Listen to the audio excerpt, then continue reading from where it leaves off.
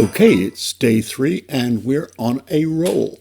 So let's see what our challenge is today.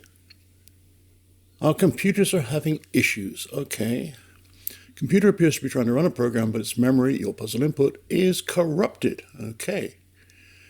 The goal of the program is just to multiply some numbers.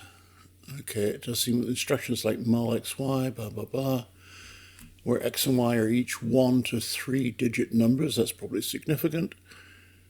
Okay, there are also many invalid characters, even if the sequence is like, okay. Consider the following. Oh, here's our sample data, right?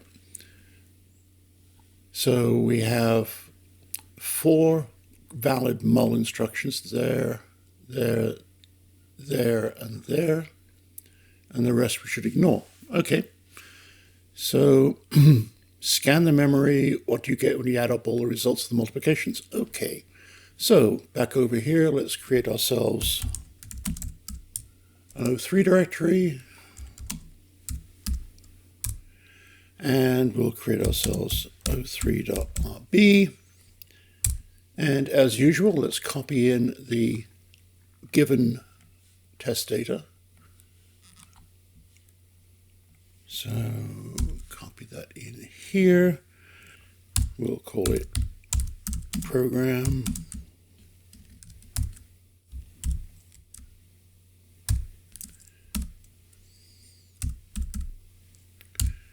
Here we go. Okay, so how are we going to look for those mul instructions and extract them? Well, when it said 1 to 3 digits for each of those numbers, I immediately started thinking regular expressions. So what would the regular expression be that would find one of those things? Well, it would be, let's think, R for regular expression. Now let's turn off Copilot yet again.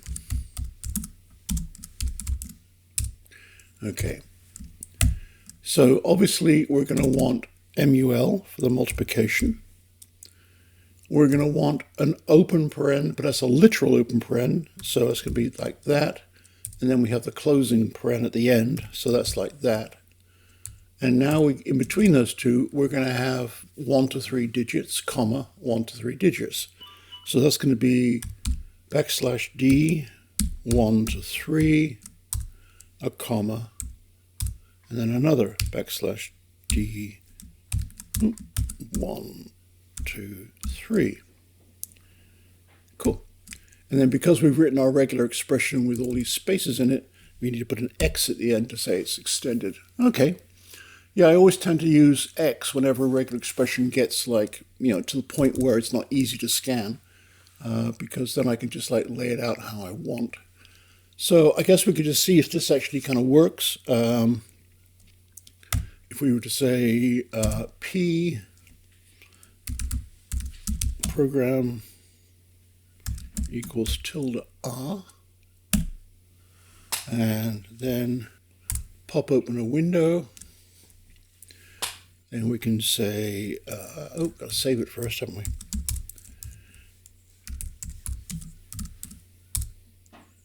Oh.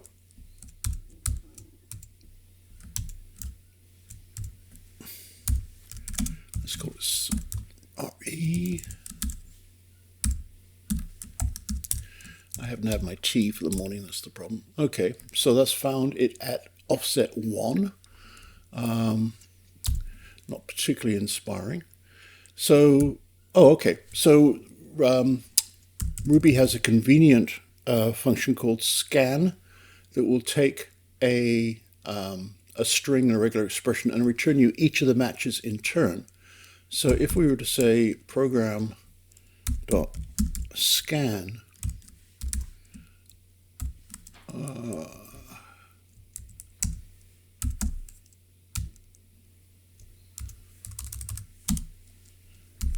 do match p match. Not too sure why I ended up over there. Forget it, we'll come back. Okay, let's see what happens here. There we go. So those are our multiplication instructions. What we would like to do is to actually calculate what the numbers are. So if instead of a regular expression like this, we tell it to capture those numbers by putting parentheses around them. That's why we had to escape the parentheses initially. So boom, boom, boom, there. So now we go down here and see what happens. Yay! So now we just have our digits. So coming back up to our code here, we can get those two strings by saying v1, v2, and then we can say, I don't know, product equals v1 dot 2i times v2 dot 2i, and it's safe to use 2i here because we know it has to be 1 to 3 digits. So we're not going to sort of be parsing any random string. So if we put s product now, oh, and if we spell it correctly even, so we can expect what? 2 times 4 is 8, 25, 88, and 40. Well, look at that. Okay. So now what we have to do is to add them up. And one way of doing that would be just to say sum equals 0, sum plus equals product, put as sum, and I'm going to have to get rid of that now, just fix that up. There we go. So it says 161, and over here it says 161. So it looks like we're in good shape, except I kind of don't like it when I write loops that affect outside state. I'd rather not do that. So instead of doing it that way, what I'm going to say instead is I'm going to rely on the fact that most Ruby iterators like scan actually return an enumerable object if you don't give them a block. So I can actually take the scan output and then use reduce on it. So I'm just going to say dot reduce 0. So then we're going to have result. And now I have to put these in parentheses because they come across as one argument, but I need to split them into two. So then I'm going to say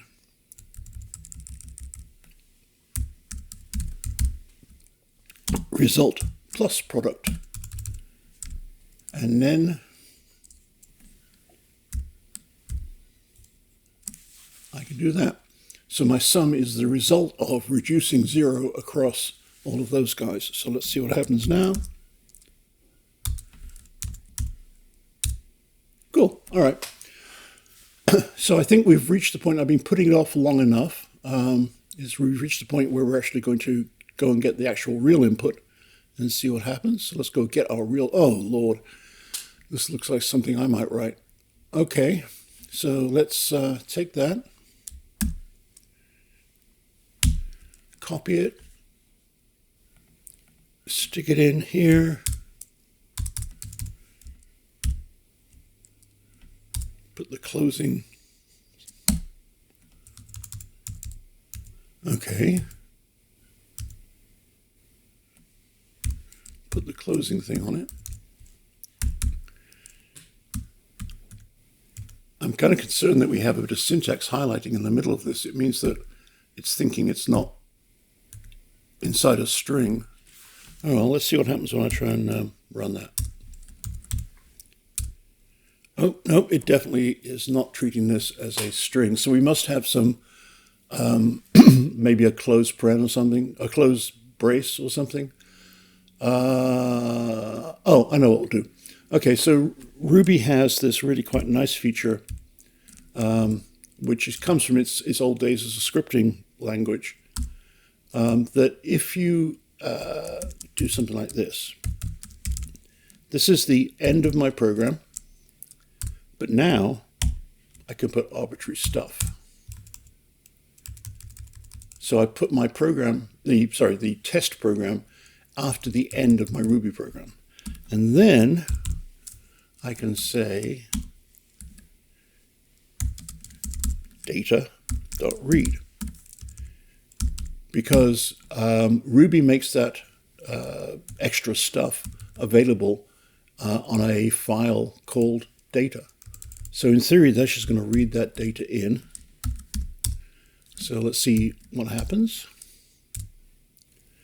Ouch. It always worries me when I get big numbers like this that look totally random, because I'm expecting like a nice clean result. But I mean, I think for now we just go with it. So we copy that over here. We go back to our advent of code.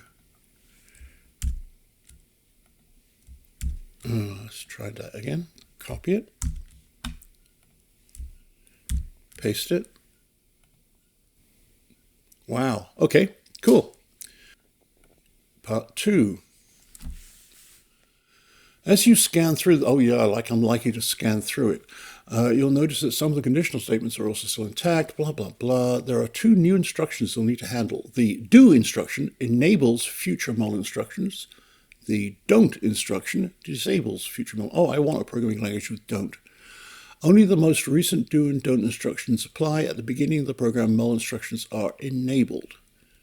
For example, okay, there's a mul and then a don't, and then a do and a mul. Oh, so it's saying that the muls between a don't and a do don't count. Okay. What do you get if you add up all the results, the enabled ones? Okay, so how are we going to do that? Well, don't turns off evaluation and do turns it back on again. So we're going to need some kind of state to say, are we actually doing the multiplication or not? Okay, so that's one thing we know. And we need to do the same thing that we're doing now. We need to recognize all 3 of those things. So let's go back up the top here. And we can say that our regular expression equals a mul or a do. Let's make that. Or a don't.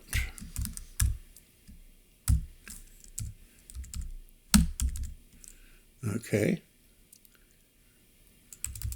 And then just make life a little bit nicer. We'll just indent those. Okay. And what we can do here now is take our test program from over here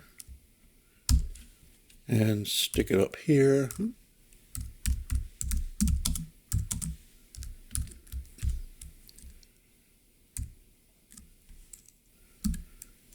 Okay, and then let's just go back to here. We'll comment this out for now.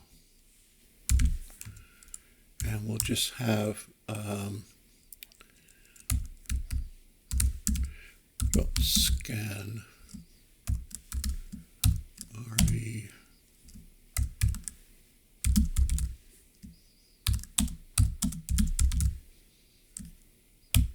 All right. So that just lets us see what we're getting and make sure we're actually picking out the right things. So down here. Okay, so there's our mul with a 2, 3. Oh, Okay, so because we're capturing here and not here, then we're not seeing those numbers. So let's add captures for the opcode, which is mul do and don't.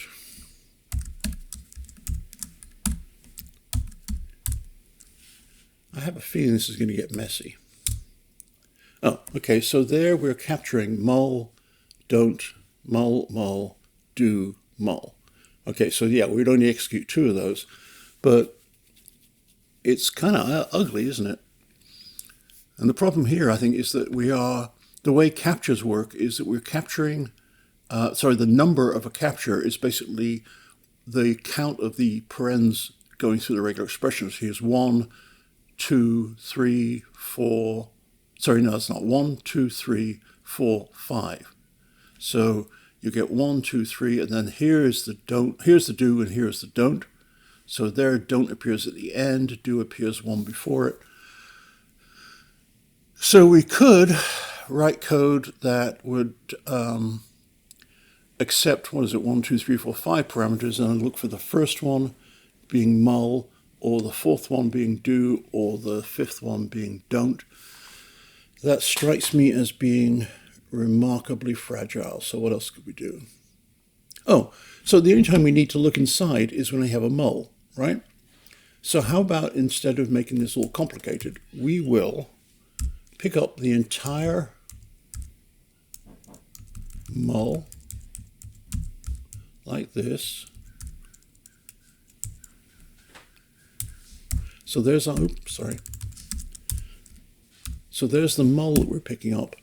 So, and if we do that, oh, okay, I know what I want to do. And I don't want to capture those things individually. I'm just going to match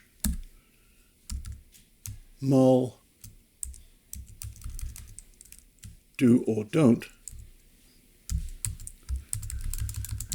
like that. So that, let's see what that gives us. Yeah, okay. So now I'm matching the whole thing, which is not too bad. So what I can do now is back down here, where I'm scanning for that match. I can do a case statement. And when the match is do, we'll do something for do, just for now, put as do. When it's don't, I love the idea of a programming language with a don't in it. Put as don't.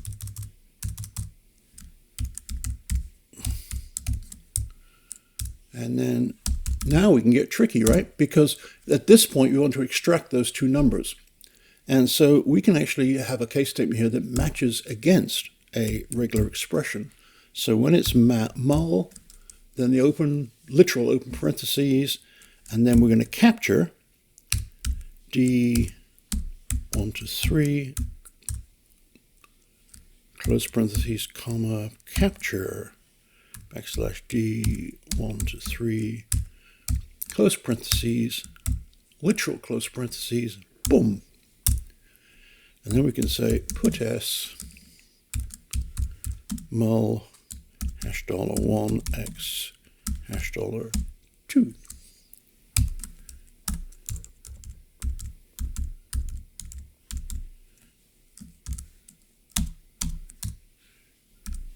So end for the case, end for the block. Okay, see how badly I've broken that. Ooh, okay. So that's pretty cool. So now we can actually do the work, right? So what we're going to do is we're going to have a sum, and we're going to have, sorry, this would help if I give it a value. And we're going to have like a flag to say we're enabled. So let's call it enabled, and that's initially true, they said. So if we get a do, then enabled equals true. When we get a don't, enabled equals false. When we have a mul, we get sum plus equals $1 times $2.2i.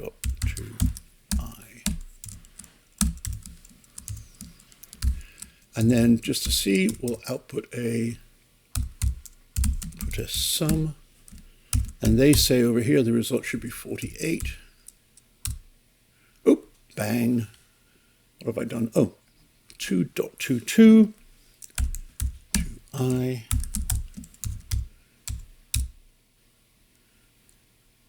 Oh, it would help if I said if enabled.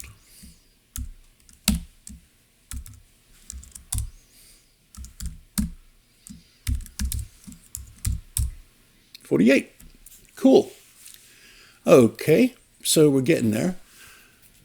Now, again, I have values outside my loop that I'm only using inside my loop. Well, that's not quite true. Some I'm actually passing out as well.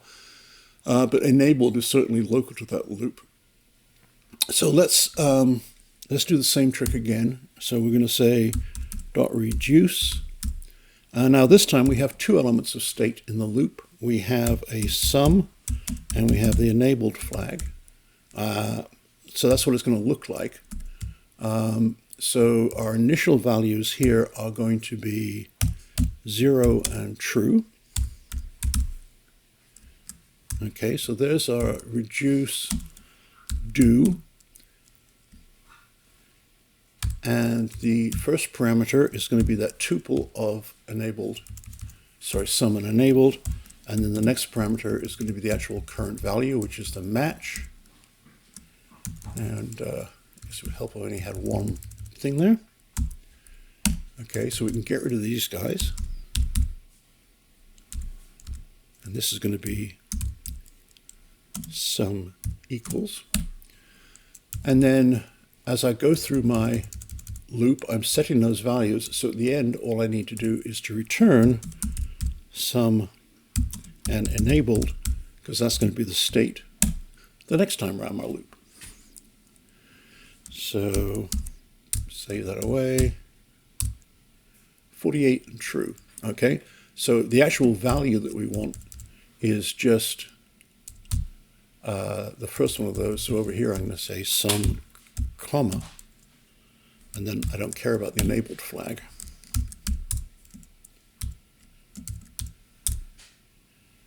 I think that black slash I just type. Yep. Okay. There we go. So now I guess we feed it the original monstrosity over here. So we'll get rid of this line and see what happens.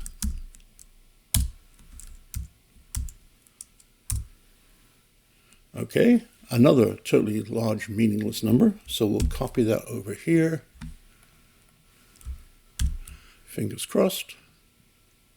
Yay. Okay, so that was pretty fun. So takeaways from this, I guess laying out my regular expression to make it readable was useful. I'm not 100% sure it was worth the effort to wrap this thing in a reduce so I could move the state inside. The only reason I did that is it's kind of like a habit for me that I try not to have local variables that are used only inside an enclosed scope. So reduce allows me to inject those as local parameters to that block, and they don't escape from the block. So that's the theory behind that. And I'm beginning to learn to trust large random numbers might actually be correct. So anyway, that seems to be the end of day 3. Catch you tomorrow. Bye.